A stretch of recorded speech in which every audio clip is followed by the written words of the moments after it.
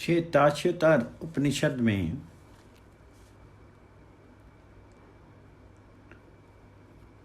प्रथम अध्याय में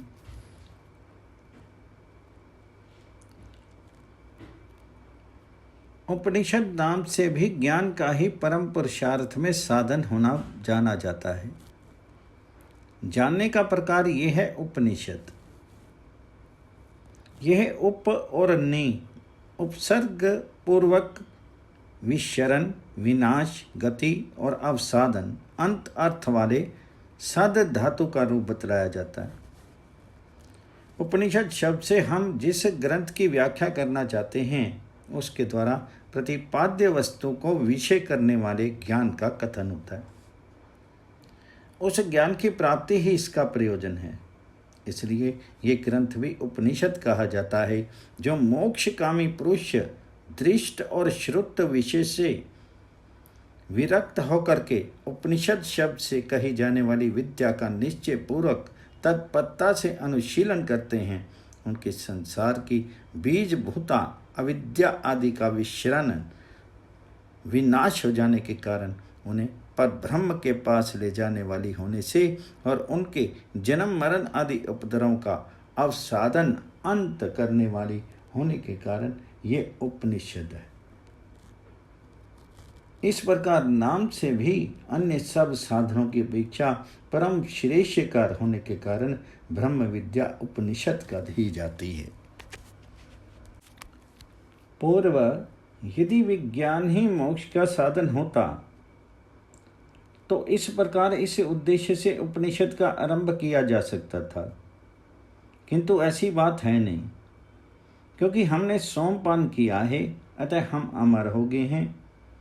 चतुर्मास्य याग करने वालों का पुण्य अक्षय होता है इत्यादि वाक्यों से कर्मों का भी मोक्ष साधनत्व स्वीकार किया गया है।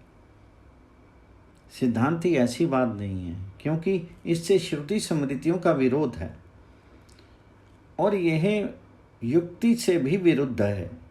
श्रुति का विरोध तो इस प्रकार है, जिस प्रकार यह कर्म द्वारा उपार्जित लोक क्षीण हो जाता है, उसी प्रकार वह पुण्य द्वारा प्राप्त लोक भी क्षीण हो जाता है।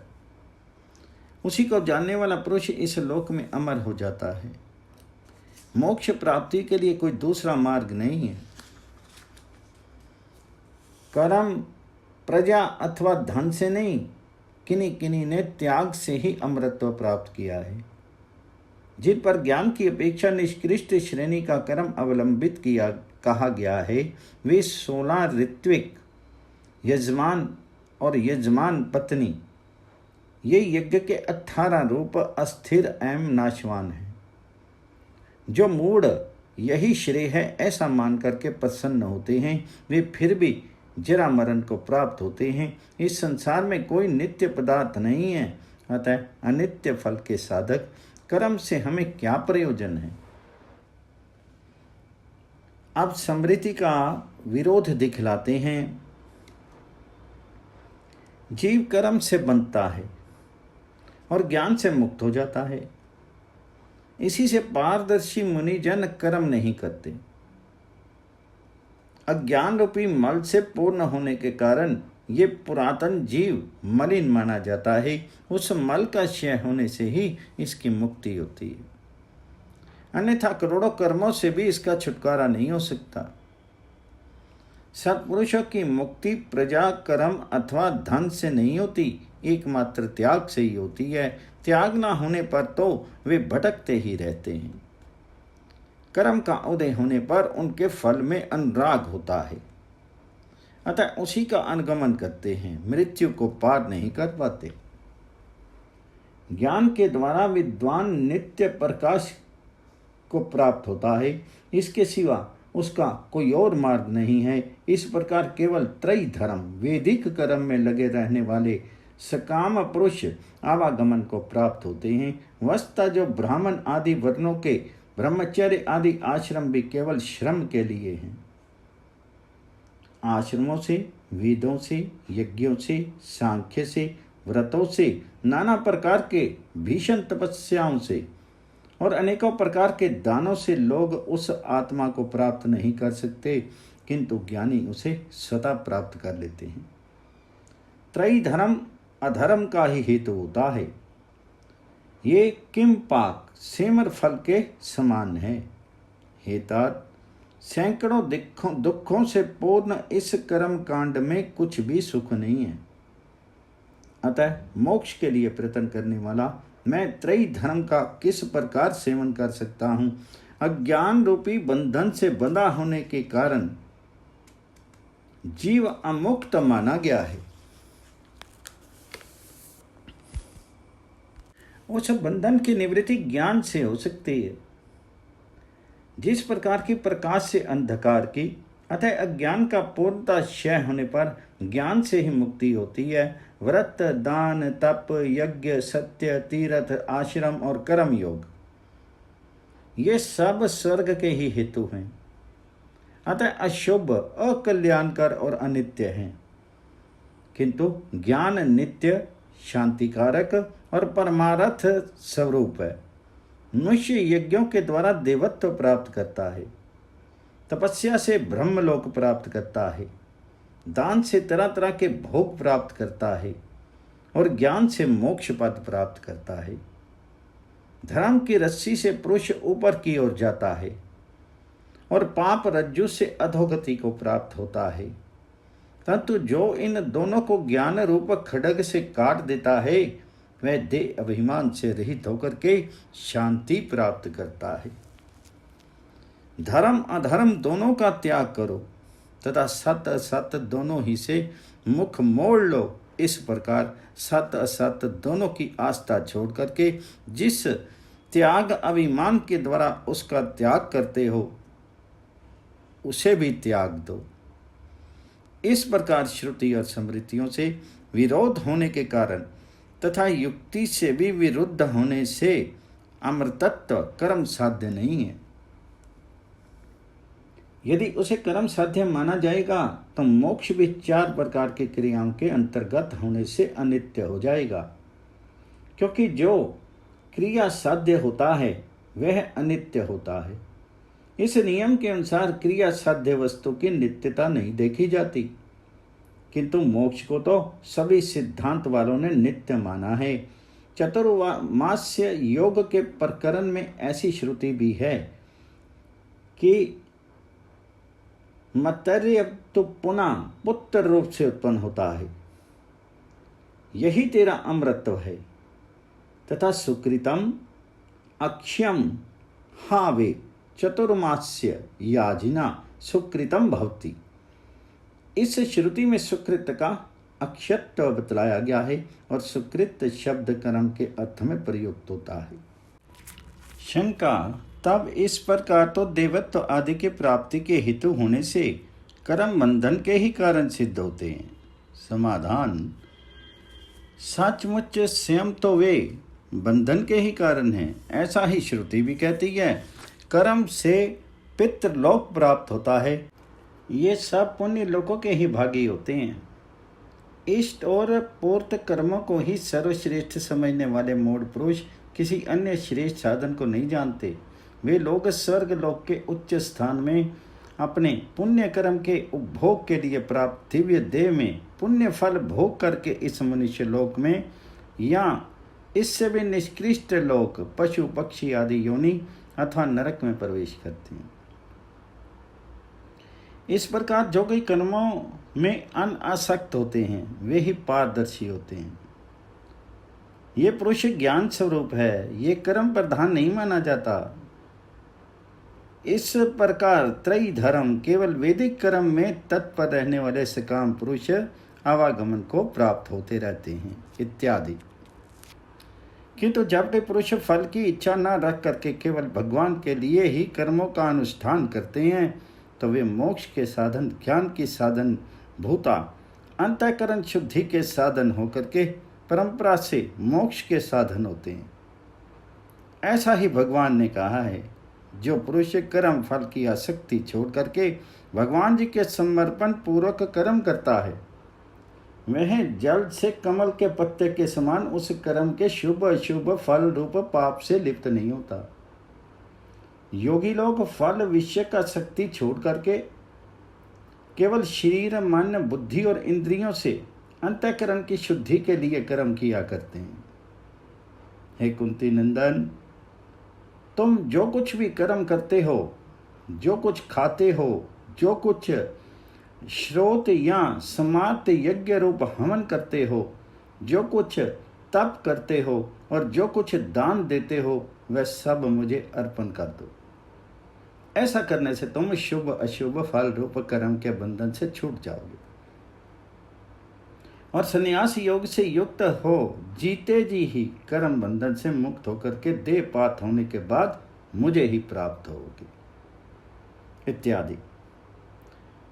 इस प्रकार विष्णु धर्मोत्तर पुराण में मोक्ष में क्रम, चित्त शुद्धि के अभाव में मोक्ष ना होना और कर्मों के द्वारा चित्त को शुद्ध होना, चित्त की शुद्धि होना, ये सब दिखाए गए हैं। योगी पहले वेद अध्यायी, फिर यज्ञ करता, तत्पश्चात कर्म सन्यासी और फिर ज्ञानित्व प्राप्त करता है। इस प्रकार वह क्रमशः मुक्ति लाभ करता है। जब तक अनेकों जन्म के सांसारिक संसर्ग से संचित हुआ पाप पुंज क्षीण नहीं होता, तब तक लोगों की बुद्धि भगवान जी की ओर प्रवृत्त नहीं होती। हजारों जन्मों के पीछे तपस्या, ज्ञान और समाधि के द्वारा जिनके पाप क्षीण हो गए हैं, उन्हीं लोगों की भगवान कृष्ण में भक्ति होती है। इस लोक में पाप कर्मों का संस्कार ही आत्यांतिकी मुक्ति का विरोधी है। अतः संसार से डरने वाले पुरुष को उसी के नाश का प्रयत्न करना चाहिए। स्वर्ण दान आदि बड़े बड़े दानों से, पवित्र तीर्थों में स्नान करने से और शास्त्र अनुकूल शारीरिक महान कष्टों के सहन से उसका नाश नहीं हो सकता है। देव आराधन, श्रुति और सत्य शास्त्रों के श्रवण, पवित्र तीर्थ स्थानों के दर्शन और गुरु की सेवा करने से भी पाप का बंधन निवृत्त हो जाता है। याज्ञवल्क्य जी भी ज्ञान में चित्त शुद्धि की अपेक्षा और उसके साधन पर दर्शित करते हैं। ज्ञान उत्पत्ति की हेतु होने से भिक्षु को स्वतंत्रता अर्थात मुक्ति प्राप्त करने के लिए विशेष रूप से चित्त की शुद्धि ही करनी चाहिए। जिस प्रकार मलिन दर्पण में अपना रूप नहीं देखा जा सकता, उसी प्रकार जिसका अंतःकरण परिपक्व वासना रहित नहीं है, वह आत्मज्ञान प्राप्त करने की योग्यता नहीं रखता। आप चित्त शुद्धि की साधना बतलाते हैं।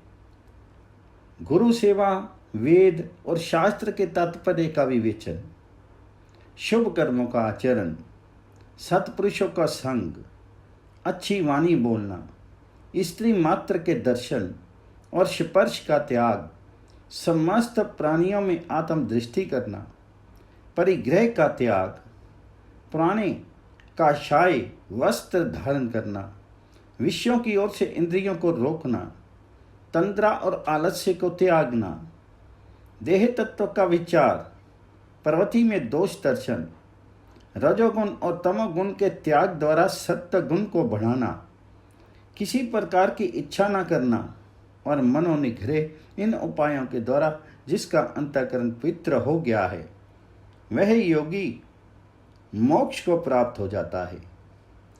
वेद, पुराण, ज्ञान में उपनिषद, श्लोक, सूत्र, भाष्य तथा और भी जहाँ कहीं भी जो कुछ शास्त्र हैं, वे सब एवं वेद पाठ, यज्ञ अनुष्ठान, ब्रह्मचर्य, तप, इंद्रिय दमन, श्रद्धा, उपवास और स्वतंत्रता, दूसरे किसी की आशा न रखना, ये सब आत्मज्ञान के साधन हैं। इसी प्रकार अथर्ववेदीय उपनिषद में भी आत्मज्ञान चित्त शुद्धि की अपेक्षा रखने वाला है। ये दिखलाते हैं जिस समय सहस्त्रों जन्मों के अनंतर पाप क्षीण हो जाते हैं, उसी समय पुरुष योग के द्वारा संसार का उच्छेद करने वाला ज्ञान रूप महान साधन देख पाते हैं। जिस चित्त के शुद्ध और निर्मल हो जाने पर जिसके दोष क्षीण हो गए हैं, वे यतिजन संपूर्ण भूतों को आत्म स्वरूप ही देखते हैं। बृहद अरण्यक में भी इस आत्मा को ब्राह्मणगण वेद पाठ, यज्ञ, दान, तप और उपवास के द्वारा जानने की इच्छा करते हैं। इस वाक्य द्वारा श्रुति यज्ञ आदि को जिज्ञासा का हेतु प्रदर्शित करती है। पूर्व, किंतु जो विद्या ज्ञान और अविद्या कर्म, जो ज्ञान और कर्म इन दोनों को साथ साथ जानता है, तप और ज्ञान ये ब्राह्मण के निःश्रेयस के उत्कृष्ट साधन हैं। इत्यादि वाक्यों से तो कर्मों का भी अमृतत्व की प्राप्ति में हेतु होना जान पड़ता है। सिद्धांति ठीक है, जान तो पड़ता ही है, परंतु ज्ञान के लिए अपेक्षित चित्त शुद्धि के द्वारा ही कर्म का अमृतत्व में हेतु तत्व है, साक्षात नहीं। इसी से विद्याम च अविद्याम च तथा तपोविद्या च विप्रस्य निःश्रेयस कर्म परम इत्यादि वाक्यों से ज्ञान और कर्म का निःश्रेयस में हेतुत्व बतला करके ऐसी जिज्ञासा होने पर कि ये किस प्रकार उसके हेतु हैं, तपसा कल्मषम हन्ति और अविद्या मृत्युम, इन वाक्य शिष्यों से कर्म का पाप क्षय में कारणत्व और ज्ञान का अमृतत्व प्राप्ति में हेतुत्व प्रदर्शित किया है। और भी जहाँ कहीं शुद्धि आदि अन्य कर्मों का उपदेश दिखाई ना दे, वहाँ भी शाखांतरो उपसंहार न्याय से उसका उपसंहार संग्रह कर लेना चाहिए। पूर्व, कर्म करते हुए ही 100 वर्ष तक जीवित रहने की इच्छा करें। ऐसा जीवन पर्यंत कर्म अनुष्ठान का नियम रहते हुए ज्ञान मोक्ष का साधन कैसे माना जा सकता है? सिद्धांति बतलाते हैं, ये नियम कर्म अधिकारी के लिए ही है। जो कर्म के अधिकार और शास्त्र आज्ञा से बाहर है, उस ब्रह्मवेता के लिए नहीं है।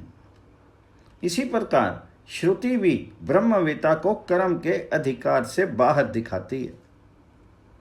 ये ब्रह्मवेता ऋषियों की आज्ञा के अधीन नहीं है और ना ये शास्त्र का अनुयायी होकर के उसकी आज्ञा से रुक ही सकता है।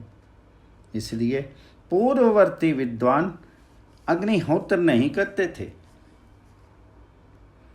इस आत्म तत्व को जान लेने पर ब्राह्मण लोग पुत्रेशना, वितेशना और लोकेशना को छोड़ करके भिक्ष आचार्य करते हैं। ब्रह्मवेता का विषय ऋषियों ने भी यही कहा है। हम किसी प्रयोजन के लिए अध्ययन करें और किसी उद्देश्य की पूर्ति के लिए यज्ञ करें, वह किस प्रकार ब्रह्मनिष्ठ हो सकता है? जिस प्रकार भी हो, सर्वत्यागी ही होगा। जैसा कि श्री भगवान भी कहते हैं, जो पुरुष आत्मा में ही प्रेम करने वाला, आत्मा ही में ही तृप्त और आत्मा में ही संतुष्ट है, उसके लिए कुछ भी कर्तव्य नहीं है। उस पुरुष का इस लोक में कर्म करने से कोई प्रयोजन नहीं है और कर्म न करने से यहाँ उसे प्रत्यवाय आदि अनर्थ की भी प्राप्ति नहीं होती तथा संपूर्ण भूतों में उसका कोई अर्थ व्याप्राश्रय, अर्थ सिद्धि का सहारा भी नहीं है।